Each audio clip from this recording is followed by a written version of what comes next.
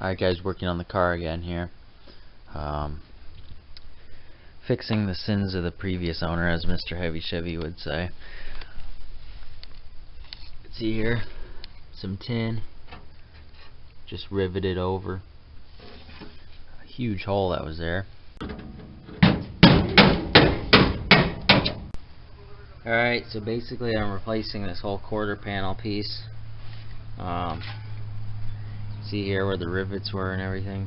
Goodbye Bondo. Painted that in there just to protect it from rusting. The first piece tacked on. Obviously that came from something else. It's good clean metal. Nothing wrong with it. I gotta cut off another piece and fit it right there and weld everything up. This one turned out nice and tight. There it is, all patched in. Well, I got a lot of the welding done on that patch yesterday, Labor Day, but I didn't have time to finish it.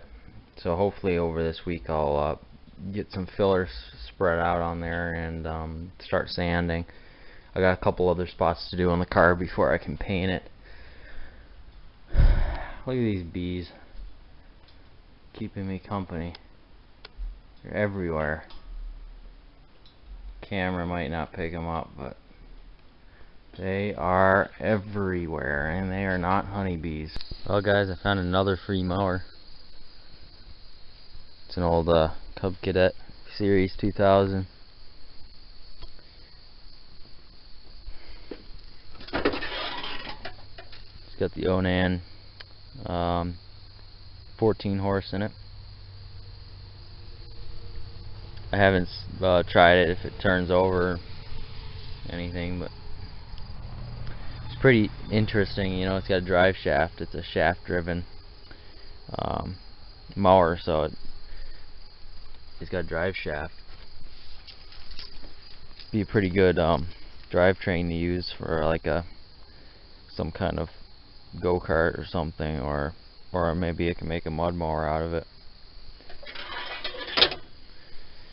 So I was free, and these two other ones are free as well. This is the one I was working on a while ago. I put these big tires on it, building the mud mower out of it. It's got the 12 horsepower Briggs in it, flathead bit Briggs. But I never got it to really run right. Did a lot of different things to it. And so this was the mud mower I was building up. I may put the drivetrain from this into this, if this is a good engine, or I might build this into a mud mower, one or the other. So yeah, so I kind of got sidetracked from that patch I was doing, and I pulled the transmission out of that first Cub Cadet there, and I put it on this mower, this John Deere automatic L120 that we've had for 10, 11 years now.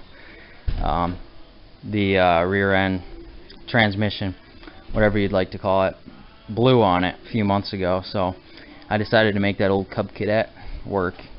And these are supposed to be good transmissions, but I had to do a lot of modifications. Had to reverse the, see there's the right there is the forward and reverse linkage, and I had to reverse it because it would have been opposite. Finished putting the transmission from the Cub Cadet on here, and it works. I guess you can call it a John Cadet because it's half John Deere and half Cub Cadet. Well, let me show you. Let me prove it to you.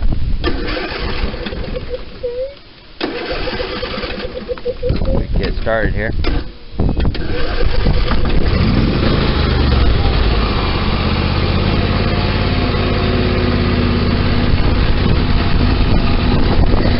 Pretty quiet too. Transmission sounds healthy.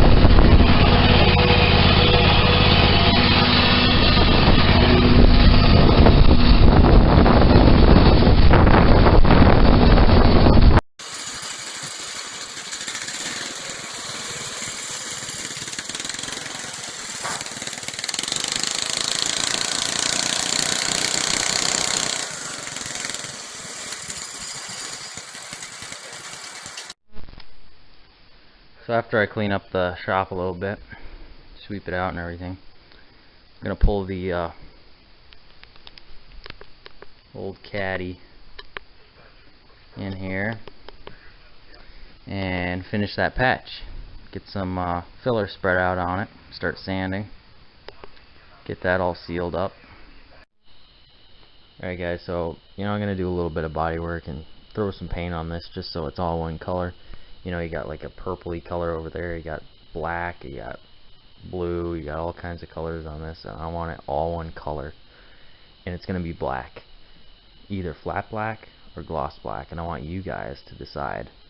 Write in the comments gloss or flat, and I'll tally up the numbers, and whatever one gets more votes, I'll paint it that color.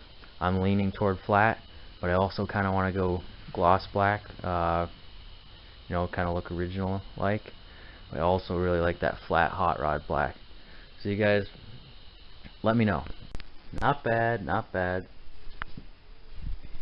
Now I'm going to take some of the AC stuff off. I'm going to take the condenser and all this crap out of here that's blocking the radiator so that it runs a little bit cooler. And possibly take the AC compressor off if I could find some smaller belts. Alright, I have removed the condenser. If anybody needs a condenser for a 1968 Cadillac, let me know. It looks to be in pretty good shape. Don't hate me for taking it out. I mean, it was missing pieces to begin with, and look at this. Look at all this nice room in here where the wind can come in and keep that big 472 nice and cool. Look at this piece, says December 8th of 61. Well, that's 7 years before the car was made, so they must have used the same part on earlier models. Alright guys, right here, this is where the piping for the air conditioning Freon came through. And I'm taking all this out, and this is the plate that clamps down this rubber to seal it up. And what I'm going to do is I'm going to fill this all in with metal, make it like a whole plate here, and just put that on kind of like a delete plate. And then after I get all that done, I'm going to try to get some epoxy primer in here today to seal it up a little bit, and then later on I'll paint it black. Just pulled out all the AC lines that ran to the big AC unit in the back. Just got rid of quite a bit of weight. Between that thing, probably weighs 100 pounds. These lines probably weigh 20. All that stuff over there probably weighs about 50.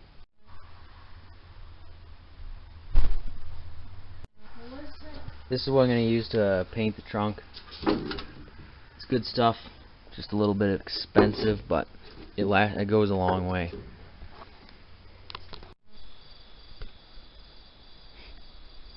Got the trunk all epoxy primered, and I pulled all the old cracked up weather stripping out, and I gotta put some new stuff in there because it was leaking badly. Every time it rained there was a good puddle in there. There's some pretty thin spots, a little bit of Bondo and stuff. I'm not really going to worry about it. I'm going to put some black paint in there and paint it up real nice, and just keep an eye on it. And once I get this all sealed up nice, it should be alright. I also want to drop the gas tank and that chassis coat stuff, chassis saver. It's wicked expensive, but I'd like to get some of that, gallon of it, and do the whole underside of the car. So yeah, it's a good spot to put subwoofers. Then everybody would hate me. It is a good spot though. Anyway guys, thanks for watching.